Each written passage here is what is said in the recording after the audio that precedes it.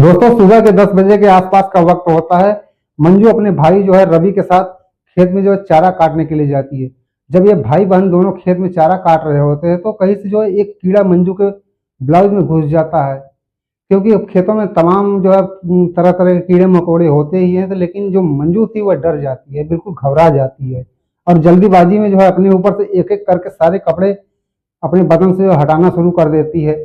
और उसी दौरान जो है उसके भाई रवि की जो है नज़र मंजू पर पड़ जाती है। जब मंजू को बिना कपड़ों को देखता है तो मंजू दिखने में तो बहुत ही खूबसूरत होती है और जवान भी होती है, लेकिन उसका भाई रवि जब अपनी बहन को बिना कपड़ों को देखता है तो बिल्कुल उतावला हो जाता है। उसकी जो है अपनी ही बहन पर नीयत बिगड़ जाती है। वह इधर उधर देखने लगता है तो कहीं भी कोई दिखाई नहीं देता। अब खेत में भी कोई नहीं होता है। अब पास में ही एक गन्ने का खेत था, तो रवि जो है अपनी बहन मंजू को लेकर गन्ने के खेत में चला जाता है। दोस्तों इसके बाद क्या होता है यह एक बहुत ही हैरान कर देने वाली कहानी है। आइए पूरी कहानी जानते हैं इस वीडियो में, लेकिन वीडियो में आगे बढ़ने से पहले आप लोग वीडियो को जो है लाइक करके चैनल को भी सब्सक्राइब कर लीजिए, ताकि हमारा हौसला बढ़ता रहे और हम आप लोगों के लिए ऐसी ही कहानियां लाते रहें। दोस्तों आज की कहानी शुरू होती है राजस्थान के कोटा से। इसी कोटा शहर के अंदर एक गांव होता है हिरन गांव, और इसी हिरन गांव में रहने वाली मंजू कुमारी, जिसकी उम्र 17 या 18 साल के आसपास होती है। मंजू देखने में काफी खूबसूरत और जवान थी। यूं कहें तो हर कोई जो है उसकी जवानी को देखकर मर मिटता था। अब कोई भी लड़का देखकर उसकी तरफ जो आकर्षित हो जाता था। मंजू जो है अपनी माँ, जिनका नाम जो कांता देवी होती है, उन्हीं के साथ घर में जो है अकेली रहा करती थी। एक साल पहले जो है मंजू के पिता का जो है किसी हादसे का जो शिकार हो गए थे, जिसके कारण मंजू के पिता की मौत हो जाती है। अब मंजू के घर में जो है दो चार जानवर होते हैं, जिनमें एक दो भैंस होती है।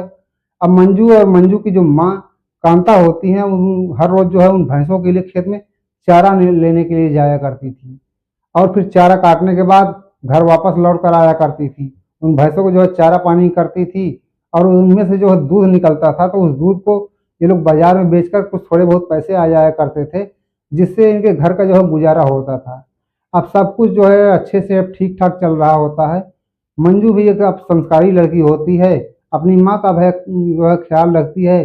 घर के छोटे बड़े जो काम होते हैं उनको भी वो करती रहती है। एक तरह से कहें तो बहुत ही मेहनती लड़की होती है। अब सारी जिम्मेदारी जो है मंजू और उसकी माँ कांता देवी के कंधों पर आ जाती है। अब जब से मंजू के पिता का देहांत हुआ था, उसके बाद से जो है इसी तरीके से इन लोगों का जीवन अब चल रहा था। लेकिन कुछ दिनों के बाद जो है मंजू की माँ बीमार पड़ जाती है। अब जैसे ही बीमार पड़ जाती है तो अब मंजू के कंधों पर और भी जिम्मेदारियां बढ़ जाती हैं।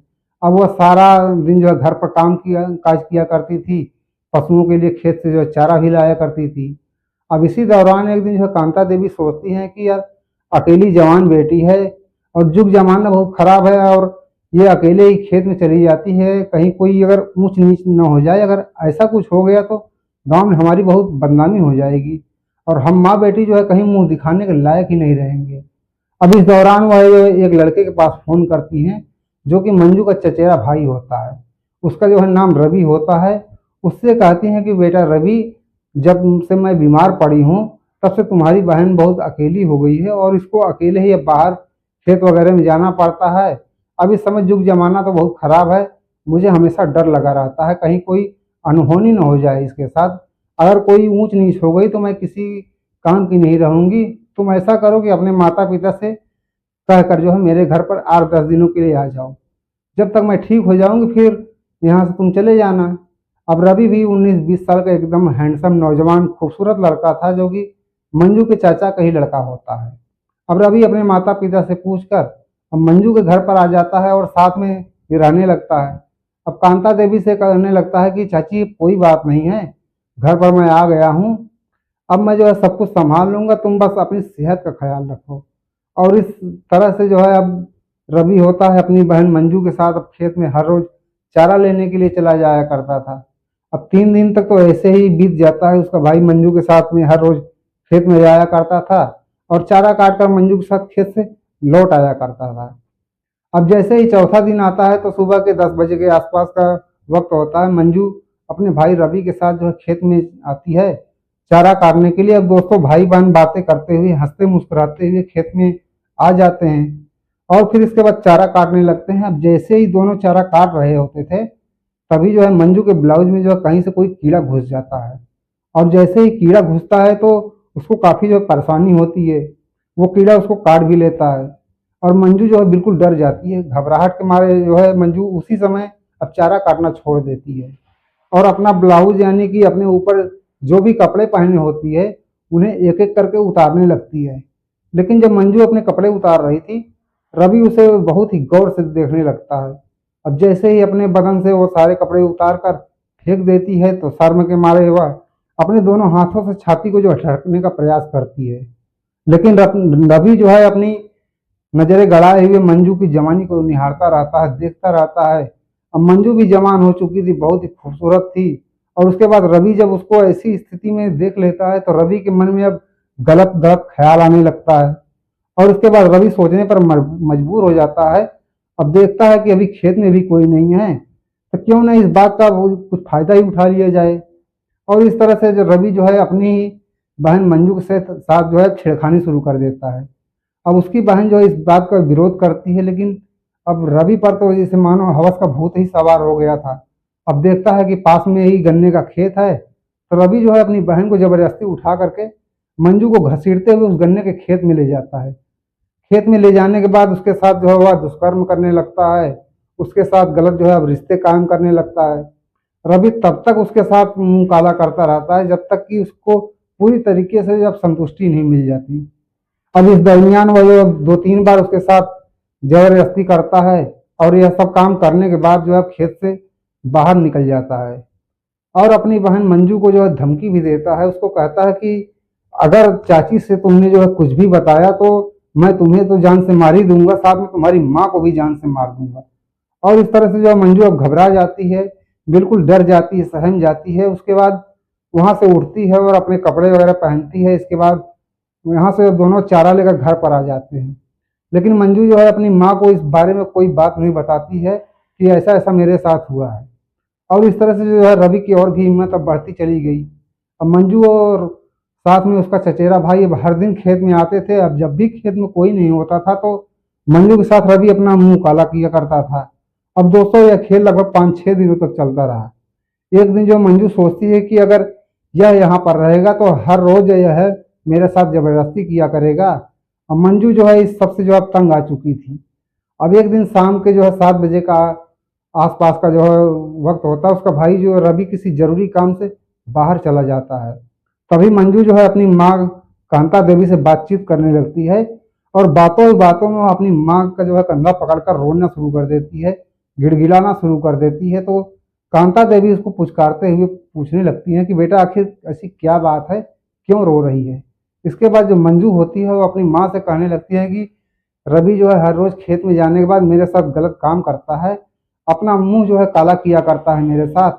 अब कांता जैसे ही अपनी बेटी की इन बातों को सुनती है तो उसको होश ही नहीं रहता, उसके पैरों तले से जो है जमीन खिसक जाती है। आखिरकार मंजू अपनी माँ को इस घटना को की जो है पूरी कहानी बता देती है। इसके बाद कांता देवी भी अब गुस्से में बिल्कुल पागल हो जाती है, आग बबूला हो जाती हैं। अब कांता देवी अपनी बेटी मंजू के साथ मिलकर एक योजना बनाती हैं। दोस्तों रात के 9 बजे के आसपास रवि अपनी चाची कांता देवी के घर में आता है। उसके बाद ये तीनों लोग जो है मिल बैठ कर खाना खाते हैं। लेकिन रवि को इस बात की जरा से भी भनक नहीं होती है कि आखिर रात में उसके साथ आज क्या होने वाला है। अब दोस्तों जैसे ही रात के 10 बजते हैं तो फिर कांता देवी अपनी बेटी मंजू को लेकर एक कमरे में जाकर जो लेट जाती हैं और दूसरे कमरे में जाकर रवि लेट जाता है। अब आखिरकार रात के 11 बजे के आसपास जो कांता देवी अपने बिस्तर से उठती हैं और अपनी रसोई में जाती हैं। वहां से जो है 2 धारदार चाकू उठाकर लाती हैं, अपनी बेटी मंजू को समझाती हैं कि कैसे कैसे क्या क्या करना है। और फिर मंजू और कांता देवी अपने भतीजे रवि के जो है कमरे में चली जाती हैं। रवि के कमरे में जाने के बाद कांता देवी एक तकिया उठाती हैं और रवि के मुंह पर रखकर पूरे जी जान से जो है दबाती हैं। और देखते ही देखते जो है मंजू रवि के पेट पर 3-4 बार जो है चाकुओं से कर देती है। और इस दौरान जो है कांता देवी भी उसकी छाती पर, उसके पेट पर चाकुओं के साथ लगातार वार करती रहती हैं। अब इतना ही नहीं, कांता देवी उसकी गर्दन पर भी कई वार कर देती हैं। और उसके बाद तो मंजू अपनी हद ही पार कर देती है। मंजू जो है रवि का गुप्तांग जो है होता है उसको भी काट लेती है। अब यह सब करने के बाद जब रवि अपना दम तोड़ देता है तो फिर कांता देवी अपनी बेटी मंजू को लेकर जो है नजदीकी का जो वहां पर पुलिस स्टेशन होता है वहां पर जाती है। रात के 12 बजे के आसपास का वक्त होता है। वहां पर भी कई अब कांस्टेबल बैठे होते हैं। एक कांस्टेबल जिनका नाम प्रकाश दत्त होता है, जब उनकी नजर इन दोनों माँ बेटी पर पड़ती है तो इन दोनों को ऐसी हालात में देखकर वो कांस्टेबल बिल्कुल चौंक जाता है और वो पुलिस कांस्टेबल इन दोनों से पास आता है और पूछने लगता है कि यह तुम्हारे हाथों में खून कैसा लगा हुआ है। इस पर कांता और मंजू दोनों जो है अपनी पूरी घटना की दास्तां को पुलिस के सामने उजागर कर देती हैं, उससे बताती हैं और कहने लगती हैं कि मैंने आज रात को जो है एक राक्षस का वध कर दिया है और उसकी लाश मेरे घर में पड़ी है और हम दोनों ने जो है उसका कत्ल करने के बाद हम पुलिस स्टेशन पर आए हैं और हम अपने आप को जो है सरेंडर करने के लिए आए हैं।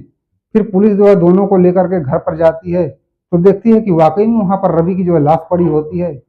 अब इसके बाद रवि की लाश को जो है कब्जे में लेकर जो है पोस्टमार्टम के लिए भेज दिया जाता है और उसके बाद कांता देवी और मंजू पर जो है एक चार्जशीट लगाकर दोनों के खिलाफ एक मुकदमा दायर कर को जो है दोनों को अदालत में पेश किया जाता है, जहां से उन्हें जो है अदालत जो है जेल भेज देती है।